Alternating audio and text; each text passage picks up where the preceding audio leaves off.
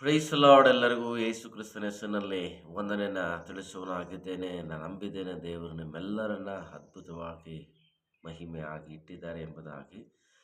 ಸ್ವಲ್ಪ ಹೊತ್ತು ನಾವು ದೇವರ ವಾಕ್ಯವನ್ನು ಧ್ಯಾನಿಸುವುದಕ್ಕೆ ಆಗೋಣ. ನಮ್ಮ ಸ್ವಲ್ಪ ಹೊತ್ತಿನ ಧ್ಯಾನಕ್ಕೆ ಕೀರ್ತನೆಗಳು 103 ಅದರ 9ನೇ ವಾಕ್ಯ. ಕೀರ್ತನೆಗಳು 103 9ನೇ ಸಾಮ್ಸ್ 103 ವರ್ಸ್ 9.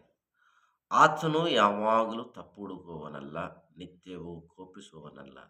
ಬಹಳ ಪ್ರಾಮುಖ್ಯವಾದ ಸಂಗತಿ ಏನಂದರೆ, ದೇವರು ತಪ್ಪು ಹುಡುಕುವಂಥ ದೇವರಲ್ಲ.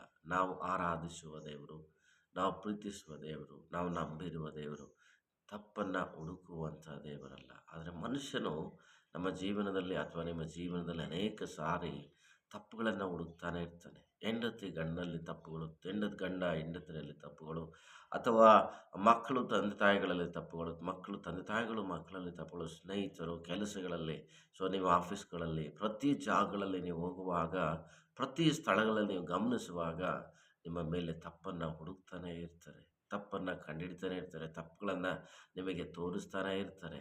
ಆ ರೀತಿಯಾಗಿ ತಪ್ಪನ್ನು ಹುಡುಕುವಂಥ ದೇವರು ನೀನು ನಂಬಿರುವ ಯೇಸು ಸ್ವಾಮಿ, ನೀನು ಆರಾಧಿಸ್ತಿರುವ ಯೇಸು ಸ್ವಾಮಿ ಅಲ್ಲವೇ ಅಲ್ಲ.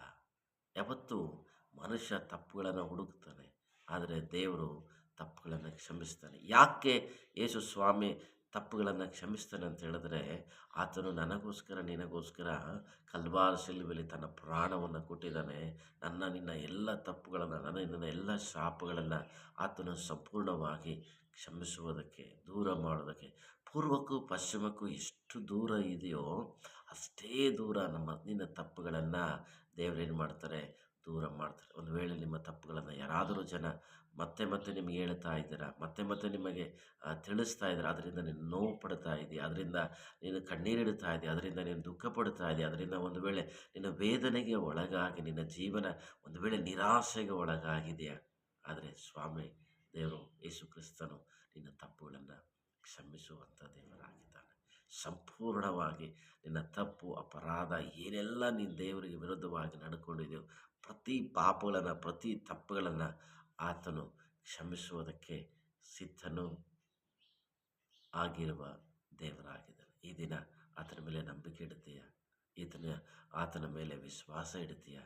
ಒಂದು ವೇಳೆ ತಂದೆ ತಾಯಿಗಳಿಂದ ಕ್ಷಮಿಸದಿರ್ಬೋದು, ಅಣ್ಣ ತಮ್ಮಂದಿರಿಂದ ಕ್ಷಮಿಸದಿರ್ಬೋದು, ಒಂದು ವೇಳೆ ಗಂಡ ಹೆಂಡತಿನ ಕ್ಷಮಿಸದಿರ್ಬೋದು, ಹೆಂಡತಿ ಗಂಡನ ಕ್ಷಮಿಸದಿರ್ಬೋದು, ಅನೇಕ ಕೆಲಸ ಮಾಡುವಂಥ ಜಾಗಗಳಲ್ಲಿ ಒಂದು ವೇಳೆ ಯಾರು ನಿನ್ನನ್ನು ಕ್ಷಮಿಸದಿರ್ಬೋದು, ಆದರೆ ಯೇಸು ಸ್ವಾಮಿ ನಿನ್ನ ತಪ್ಪುಗಳನ್ನು ಕ್ಷಮಿಸುವ ಆತನು ಆಗಿದ್ದಾನೆ.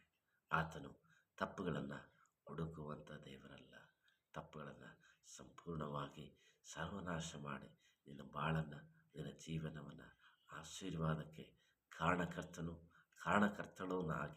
ಮಾಡುವುದಕ್ಕೆ ಯೇಸು ಕ್ರಿಸ್ತನು ಸಿದ್ಧವಾಗಿ ನಿನಗೋಸ್ಕರ ಕಾಯ್ತಾ ಇದ್ದಾನೆ. ನಿನ್ನ ಹೃದಯ ಯೇಸುವಿಗೆ ಕೊಟ್ಟರೆ ಆತ ನಿನ್ನನ್ನು ಶುದ್ಧನನ್ನಾಗಿ ಈ ಭೂಮಿ ಮೇಲೆ ನಿಲ್ಲಿಸುವುದಕ್ಕೆ ಶಕ್ತನಾದ ದೇವರಾಗಿದ್ದಾನೆ. God bless you. ಆಮೇಲೆ